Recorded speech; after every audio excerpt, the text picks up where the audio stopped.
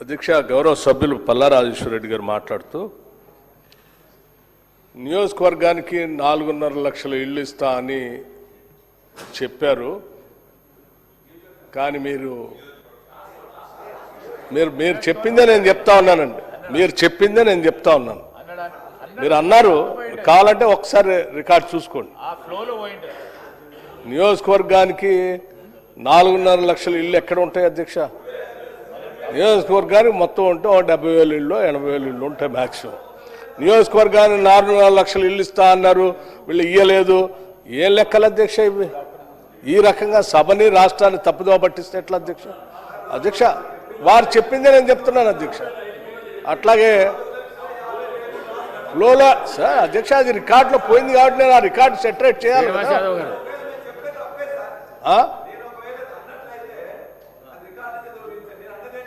మీరు అన్నదే నేను చెప్తా ఉన్నాను. మీరు దేంట్లో అన్నా, ఉద్దేశపూర్వకంగా అన్నా, మీరు కావాలని అన్నా, లేకపోతే ఫ్లో అన్నా సరే, అది వేరే విషయం. కానీ దాన్ని అయితే సెటరేట్ చేయాలి కదా అధ్యక్ష. అట్లా లేదు. అట్లాగే బిల్లులకు సంబంధించి కూడా చెప్తా ఉన్నాను. మా హౌసింగ్ మంత్రి గారు నియోజకవర్గానికి 3,500 ఇళ్ళు లెక్కను 4.5 లక్షల ఇళ్ళు శాంక్షన్ చేస్తున్నామని చెప్పారు. దాని ప్రకారం రాష్ట్రంలో ఉన్నటువంటి శాసనసభ్యుల్ని, అధికారుల్ని, జిల్లా అధికార యంత్రాంగాన్ని, హౌసింగ్ శాఖని ఒకటి కాదు, రెండు కాదు, అనేక సార్లు సమావేశాలు పెట్టి అర్హత కలిగినటువంటి వాళ్ళందరి చేత నియోజకవర్గంలో 3,500 ఇళ్ళు శాంక్షన్ చేపించడం మీరు ఇవ్వండి, శాంక్షన్ చేస్తాం. దానికి ఎన్ని వేల కోట్ల రూపాయలైనా సరే పేదవాళ్ళ కోసం ఖర్చు పెట్టడానికి సిద్ధంగా ఉన్నామని చెప్పి అనేక సందర్భాలు సభలో చెప్పారు అధ్యక్ష. చెప్పటమే కాదు అధ్యక్ష, వాళ్ళలాగా మాయమాటలు చెప్పి, భ్రమలు కల్పించి, డబుల్ బెడ్రూమ్ ఇల్లు కట్టిస్తామని చెప్పి మాటలు చెప్పి ఓట్లు అడిగి 10 సంవత్సరాలు అధికారంలో ఉండి ఏ పేదవాడికి డబుల్ బెడ్రూమ్ ఇల్లు కట్టి ఇవ్వకుండా గాలికి వదిలేసిపోయినటువంటి ప్రభుత్వం కాదు అధ్యక్ష ఇది. వారు చాలా నిక్కచ్చిగా హౌసింగ్ శాఖ మార్చిన నిక్కచ్చిగా దాని మీద రివ్యూ చేస్తూ నెలకొకసారి కాదు అధ్యక్ష, బిల్లులు వారానికి ఒకసారి బిల్లులు రిలీజ్ చేపిస్తా ఉన్నారు. వారానికి ఒకసారి అధ్యక్ష బిల్లులు. మీరు కట్టండి, బిల్లు పెట్టండి, వారానికి నేను ఇప్పించే బాధ్యతని పదే చెప్తూ రాష్ట్ర వ్యాప్తంగా చేస్తూ ఉన్నారు అధ్యక్ష. ఇంత ఉన్నతమైన కార్యక్రమం అధ్యక్ష. రాష్ట్రంలో ఉన్నటువంటి పేదవాళ్ళు అధ్యక్ష, గూడు లేనటువంటి వాళ్ళు ఆత్మగౌరవంతో బతకాలని, ఈ రాష్ట్రంలో ఏ పేదవాడు కూడా ఇల్లు లేకుండా ఉండకూడదనేటువంటి ఒక ఉన్నతమైనటువంటి ఆశ, ఆలోచనతో 22,500 కోట్ల రూపాయలు ఖర్చు అవుతున్నప్పటికి కూడా, అంత పెద్ద భారమైనప్పటికి కూడా తప్పనిసరిగా ఈ రాష్ట్రంలో ఉన్న ప్రతి పేద కుటుంబం మన కుటుంబమే వాళ్ళ కోసం కట్టాలనేటువంటి ఆలోచనతో అంత భారాన్ని మోస్తూ పనిచేస్తూ ఉంటే అభినందించాల్సింది పోయి, మీరు నియోజకవర్గానికి 4.5 లక్షలు ఇల్లు ఇస్తా అన్నారు, ఇవ్వట్లేదు, బిల్లులు అధ్యక్ష, బిల్లులు వారు శాంక్షన్ చేసిన దగ్గర నుంచి పదే అధికారులతో రివ్యూ చేసుకుంటూ ఎంత బిల్లులు వస్తే అంత బిల్లులు ఇచ్చుకుంటూ వచ్చారు. మొత్తంగా 5,000 చిల్లర పైబడి బిల్లులు ఈరోజు క్లియర్ చేశారు సంవత్సరానికి.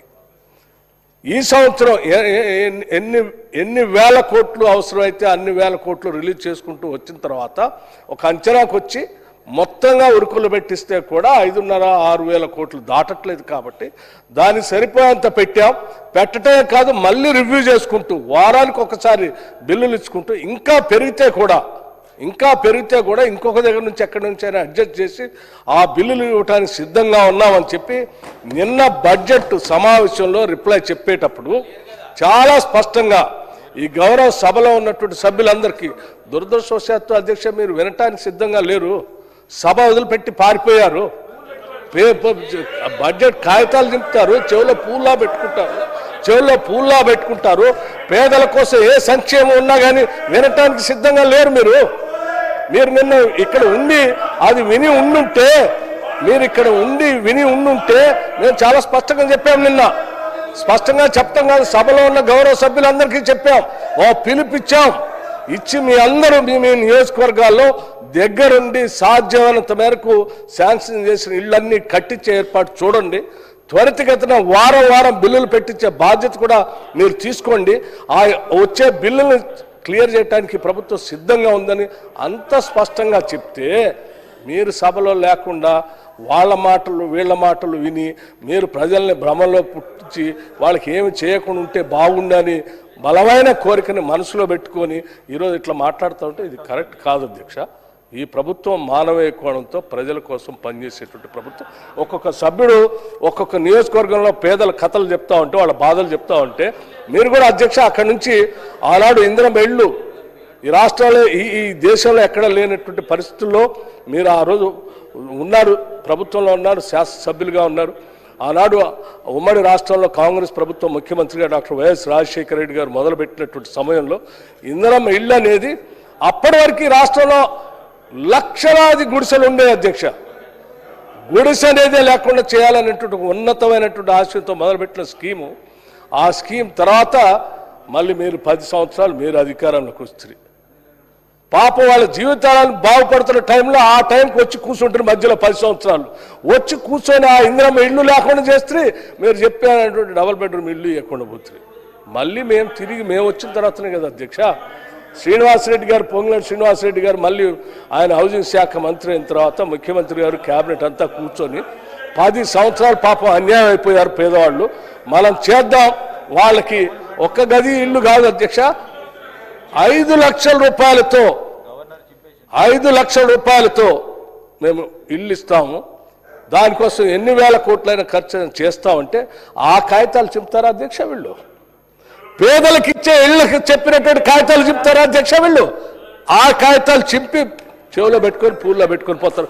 వీళ్ళకి అధ్యక్ష పేదల పట్ల ఉన్నటువంటి నిబద్ధత, ఇంకా వాళ్ళ లెక్కల గురించి మాట్లాడుతున్నారు. ఇది కరెక్ట్ కాదు అధ్యక్ష.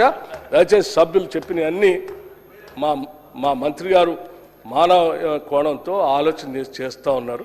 అది చేయటమే కాదు, ఇప్పుడు వారు 4.5 లక్షల ఇల్లే కాదు, వారు మొన్న ఒక మాట అన్నారు, ఇంకా అవసరమైతే ఇంకొక 1000 ఇళ్ళు కూడా. ఇప్పటికి రాష్ట్రంలో నియోజకవర్గంలో 3500 ఇళ్ళు ఇచ్చాము, త్వరితగతిన కట్టించండి, ఇంకా అవసరమైతే ఇంకొక 1000 ఇళ్ళు కట్టడానికి కూడా నేను సిద్ధంగా ఉన్నాను ప్రకటన చేశారు అధ్యక్ష. ఇది కదా ఉదాత్తమైనటువంటి హృదయం అంటే. చెప్పిన మాటలు విని విని అలసిపోయాం అధ్యక్ష. ఇది కరెక్ట్ కాదు. శ్రీ ధన్పాల్ సూర్యనారాయణ. ధన్యవాదాలు అధ్యక్ష. మా నిజాం